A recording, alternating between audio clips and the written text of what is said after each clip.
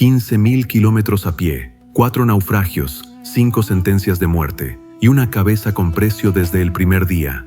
Casi todos creen conocer al apóstol Pablo, pero casi nadie sabe la lista real de los países que este hombre puso de cabeza: Israel, Siria, Turquía, Grecia, Italia y un destino final que la historia intentó borrar: España.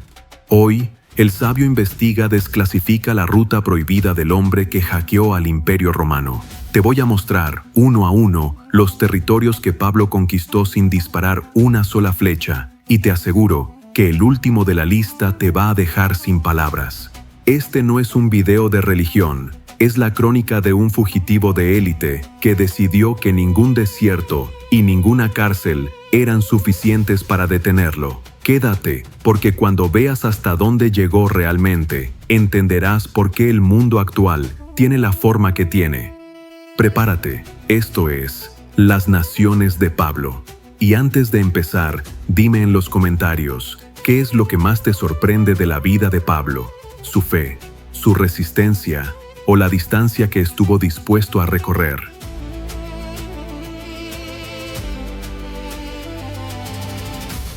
¡1!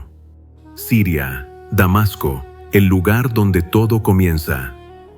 La historia pública de Pablo no empieza en una iglesia, ni en un templo, ni en una escena de llamado cuidadosamente ordenada. Empieza lejos del centro religioso judío. Empieza en Siria, en la ciudad antigua de Damasco. Damasco no pertenecía a Israel. Era un nodo geográfico y político al norte, una bisagra entre Mesopotamia, Arabia y el Mediterráneo. Por allí circulaban mercancías, ejércitos, rumores y, sobre todo, poder. En un mundo donde la influencia se medía por rutas y alianzas, Damasco era una llave, y es allí donde llega Pablo, no como predicador, sino como perseguidor. El trayecto desde Jerusalén hasta Damasco abarcaba entre 220 y 240 kilómetros. En el siglo I, eso significaba entre 8 y 12 días de caminata a pie, atravesando rutas montañosas y caminos caravaneros. Un viaje largo, físico, desgastante. Pero lo más importante no es la distancia, es el significado. La conversión de Pablo no ocurre cerca del templo, no sucede bajo la sombra del Sanedrín, ocurre lejos, en una frontera cultural y geográfica. Según el relato bíblico, Pablo viajaba con autoridad oficial para arrestar a los seguidores de Jesús. No iba a conversar, no iba a escuchar, iba a capturar. Su misión tenía dirección, objetivo y respaldo, hasta que el camino se rompe. Una luz lo derriba, pierde la vista y escucha una voz que transforma su vida desde la raíz. El acontecimiento ocurre fuera de Israel, en territorio sirio. Desde el inicio, su fe nace más allá de las fronteras judías. Tras recuperar la vista en Damasco, Pablo comienza a predicar en las sinagogas que Jesús es el Hijo de Dios. El impacto es inmediato. Quienes sabían que había llegado para perseguir cristianos, ahora lo escuchan defender aquello que quería destruir. La sorpresa dura poco. La tensión llega rápido, porque su mensaje no es neutro. Reordena lealtades, rompe alianzas, altera el control. Damasco, además, no era un espacio políticamente vacío. En ese momento estaba bajo influencia del reino nabateo, gobernado por el rey Aretas IV. Eso convierte a Pablo en una figura incómoda, tanto para líderes religiosos como para autoridades civiles. Años después, él mismo confirmará que el representante de Aretas intentó arrestarlo. Aquí aparece un detalle que vuelve a Pablo humano de golpe: su huida. Es bajado de noche en una canasta por una abertura del muro. No hay prestigio, no hay escolta, no hay triunfo, solo urgencia, solo supervivencia. La primera consecuencia práctica de su transformación es que debe escapar. Manos sosteniendo cuerda, canasta rozando piedra, noche cerrada, respiración contenida, vigilante distante. Con el tiempo, Siria se convierte en un centro estratégico del movimiento cristiano. En Antioquía, por primera vez, los seguidores de Jesús son llamados cristianos. Y desde allí, Pablo será enviado formalmente. Nace la misión organizada.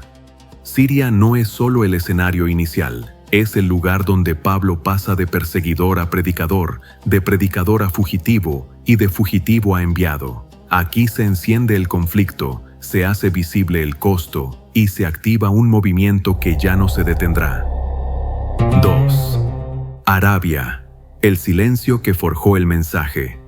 Después de huir de Damasco, Pablo no va a Jerusalén a pedir permiso, no busca respaldo, no busca aprobación, no busca una carrera religiosa. Él mismo afirma que, inmediatamente después de su conversión, fue a Arabia y luego regresó a Damasco.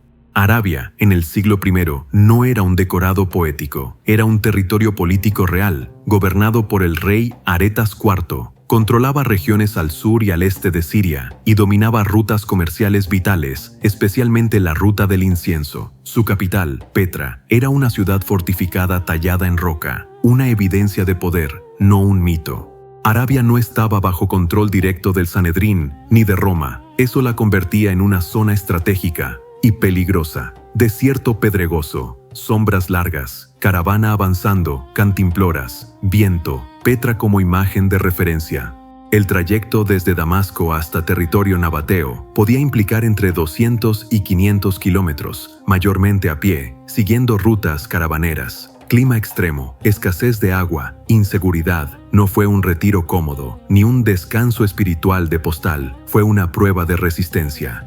Y sin embargo, Arabia es decisiva por lo que no registra. No hay iglesias fundadas, no hay multitudes, no hay discursos públicos documentados, no hay una escena de triunfo. Precisamente por eso, fue un tiempo de reorganización profunda.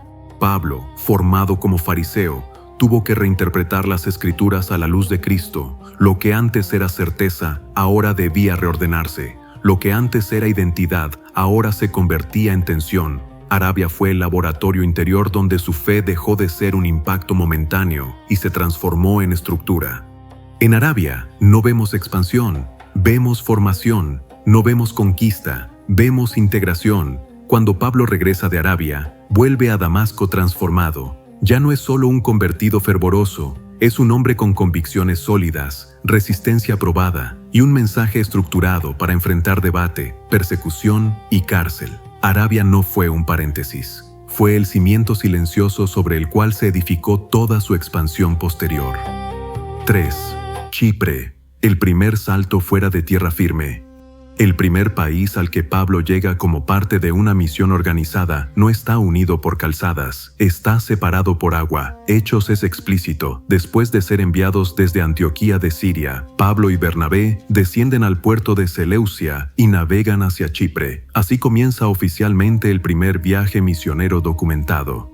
Chipre, en el siglo I, no era una isla marginal. Era un enclave estratégico del Mediterráneo Oriental, con presencia romana y economía marítima. Entrar en Chipre era entrar en un territorio donde las ideas viajaban con la misma velocidad que las mercancías. Y para Pablo, ese detalle lo cambia todo. Por primera vez debe confiar su vida al mar. Puerto, cuerdas tensas, velas, madera crujiente, horizonte abierto, mar oscuro al atardecer. La distancia entre la costa siria y Chipre ronda los 250 kilómetros, según el punto de salida y llegada. El trayecto se hacía en barcos mercantes, no diseñados para pasajeros. Navegaban de día, orientándose con la costa y las estrellas. Dependían del viento y del clima. Un cambio brusco podía significar días a la deriva o un naufragio. Llegan primero a Salamina, en la costa oriental, y luego recorren la isla hasta Pafos, en el oeste. Más de 150 kilómetros por tierra, probablemente a pie, atravesando caminos romanos, zonas rurales y centros urbanos. No se instalan, no se acomodan, avanzan. Y en Pafos ocurre un hecho sin precedentes. Pablo se enfrenta a una figura influyente vinculada al poder local y como resultado, el procónsul romano acepta el mensaje. Ese detalle es crucial. No es un ciudadano común, es un alto funcionario imperial. Por primera vez, el cristianismo entra en contacto directo con la élite administrativa romana. Arquitectura romana, sellos, documentos, manos escribiendo, sala de audiencia, miradas tensas. Hay un detalle narrativo que suele pasar desapercibido. A partir de este episodio, el relato comienza a referirse al apóstol consistentemente como Pablo, su nombre romano, en lugar de Saulo. El cambio no es casual. En un contexto gentil y político, el nombre latino se impone. Chipre simboliza ese giro, del mundo judío al mundo romano, de la sinagoga al foro. La isla también revela el estilo estratégico de Pablo. No improvisa, cruza el territorio completo, identifica centros de influencia, afronta figuras de poder, aprende a moverse donde religión y administración están entrelazadas. Cuando abandona Chipre, ya no es solo un predicador itinerante. Ha cruzado su primera frontera marítima, ha confrontado autoridad política y ha comprobado que su mensaje puede tocar incluso niveles altos del imperio. El riesgo aumenta, pero también el alcance. 4. Turquía, Asia Menor, el continente que lo cambió todo. Tras Chipre, el movimiento es decisivo. Pablo deja la lógica insular y entra al continente. Hechos lo sitúa en Perche de Panfilia, territorio de lo que hoy es Turquía. Asia Menor no era periferia, era una columna vertebral del Imperio Romano Oriental, densamente poblada, económicamente activa, culturalmente diversa. Turquía, en el siglo I, estaba recorrida por una de las redes de calzadas romanas más eficientes del mundo antiguo. Permitían avanzar entre 25 y 30 kilómetros diarios en condiciones favorables, pero no eliminaban los peligros: bandidos, enfermedades, climas extremos, tensiones religiosas. Un trayecto de 300 kilómetros implicaba 2 a 3 semanas de caminata continua. Y Pablo repetiría esos trayectos una y otra vez. Calzada romana, sandalias golpeando piedra, ruedas, puentes, montañas al fondo, lluvia repentina. El avance queda documentado en Hechos 13 y 14, Antioquía de Pisidia, Iconio, Listra, Derbe. En Listra ocurre uno de los episodios más extremos. La multitud primero lo confunde con un dios, poco después lo apedrea y lo da por muerto. El contraste es brutal y revela una realidad. En esta región no hay indiferencia. Las reacciones son inmediatas y radicales. Pero lo verdaderamente revelador no es el ataque, es lo que hace después. Pablo regresa a las mismas ciudades donde fue agredido. Vuelve para fortalecer a los discípulos y establecer líderes. Turquía no fue un recorrido superficial, fue un proyecto de consolidación. Aquí aprende una lección clave. El mensaje no puede depender de su presencia. Debe arraigarse en comunidades capaces de sostenerse. Con el tiempo, Asia Menor se convierte en el eje recurrente de su ministerio. Hechos vuelve a situarlo allí y, de forma culminante, lo muestra en Éfeso durante un período largo. Éfeso era un centro económico y religioso de primer orden, hogar del templo de Artemisa. Predicar allí significaba desafiar no solo una fe, significaba golpear una industria. El resultado fue un motín de artesanos que vieron amenazado su sustento. Es uno de los pocos casos donde la predicación impacta directamente la economía local. En Éfeso, religión y comercio eran inseparables. Tocar uno era tocar al otro.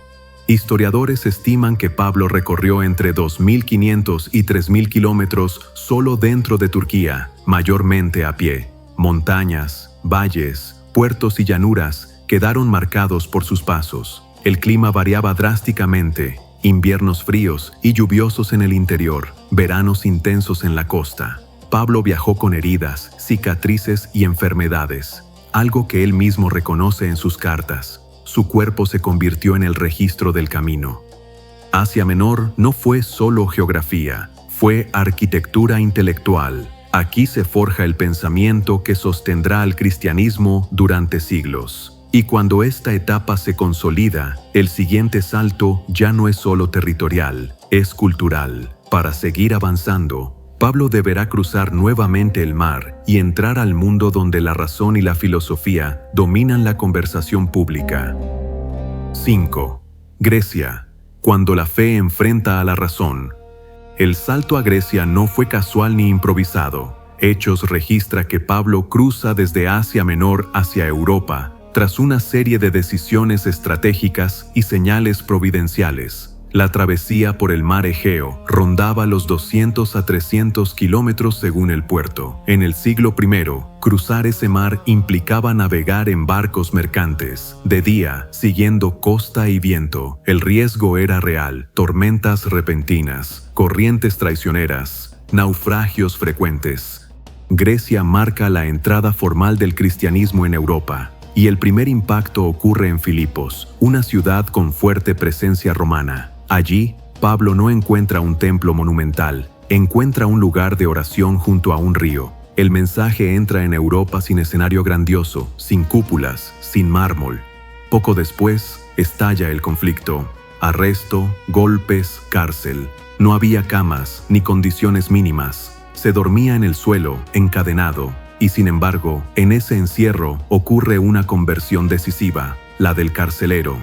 Grecia recibe el mensaje a través del sufrimiento, no del prestigio. Río al amanecer, piedras mojadas, rejas, cadena, antorcha temblando. El avance continúa por rutas terrestres exigentes: Tesalónica, Berea, Atenas, Corinto. En Tesalónica, el mensaje provoca disturbios y acusaciones de subversión política. En Berea, sucede algo distinto. La gente examina cuidadosamente las Escrituras. Hechos 17 registra esa actitud. No todos reaccionan con violencia, algunos responden con análisis crítico, y entonces llega a Atenas. Pablo se presenta ante el Areópago, el corazón intelectual del mundo antiguo. Allí no cita profetas hebreos, cita poetas griegos, habla del Dios no conocido y dialoga con filósofos estoicos y epicúreos. No busca aplausos, plantea un choque frontal entre revelación y razón. Algunos se burlan, otros quedan intrigados, unos pocos creen. Atenas demuestra que el cristianismo no huye del pensamiento, lo enfrenta. Desde Atenas, Pablo se traslada a Corinto, una ciudad portuaria famosa por riqueza y decadencia moral. Allí permanece un largo periodo, trabajando y enseñando. Corinto no es escenario ideal, es un campo de tensión constante. Precisamente por eso, Grecia se convierte en un laboratorio pastoral. El mensaje no se adapta a una élite intelectual ni a una moral estricta. Se encarna en una sociedad compleja, contradictoria, real. En Grecia, Pablo afina su capacidad de argumentación intercultural. Sinagogas y foros, comerciantes y filósofos, acusaciones políticas y dilemas morales. Ese aprendizaje será decisivo, porque el siguiente destino no es un debate local, es el centro del poder imperial. 6. España, el extremo del mundo conocido. España aparece en la historia de Pablo no como un destino narrado en hechos, sino como un objetivo declarado por él mismo. En su carta a los romanos, afirma que, después de pasar por Roma, espera ser encaminado hacia España. No es una idea vaga, es un plan misionero concreto. En el siglo I, Hispania representaba el límite occidental del Imperio Romano, el borde del mundo civilizado conocido, provincia establecida, rica en recursos, conectada por calzadas y rutas marítimas, pero, sobre todo, cargada de valor simbólico. Más allá, el mapa se adelgazaba, el mundo terminaba. Llevar el Evangelio hasta España no significaba solo expansión geográfica, era una declaración teológica. El mensaje debía avanzar hasta donde terminaba el mundo conocido. De haberse realizado, el viaje habría sido el más ambicioso del ministerio de Pablo, entre 1.500 y 2.000 kilómetros adicionales desde Roma, ya sea por mar abierto, más peligroso, o por calzadas a través del sur de la Galia. Proyecto arriesgado, exigente, coherente con la lógica de su misión.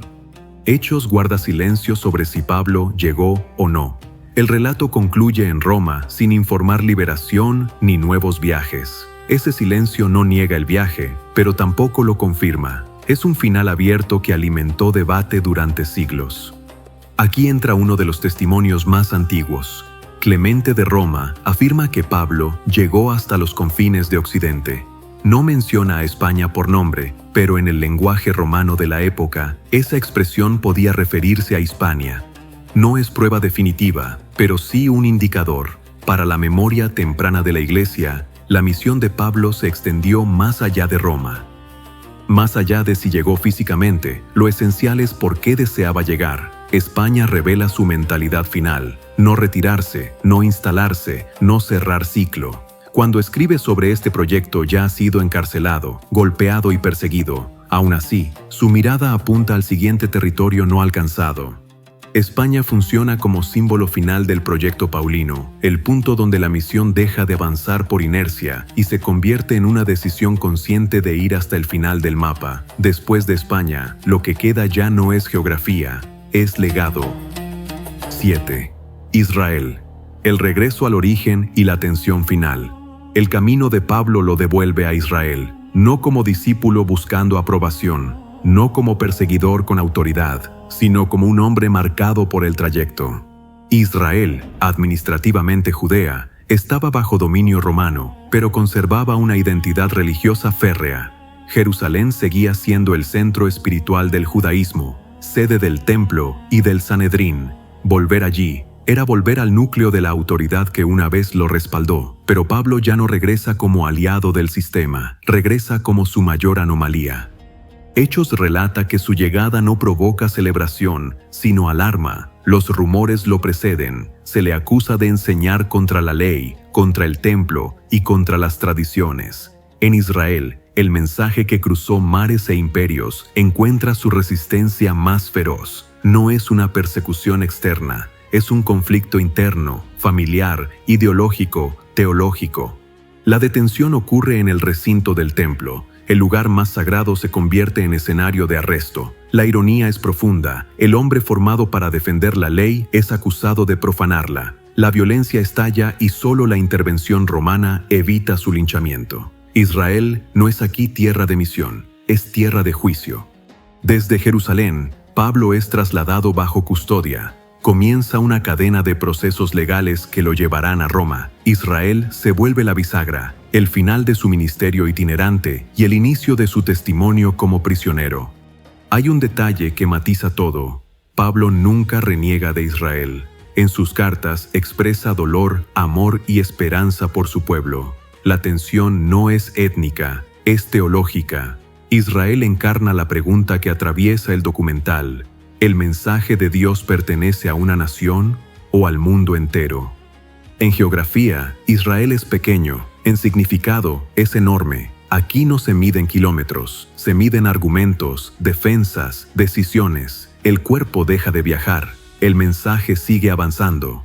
Pablo recorrió países, mares y desiertos, pero el viaje más difícil fue regresar al lugar donde todo comenzó y descubrir que ya no pertenecía solo a un pueblo, sino al mundo entero.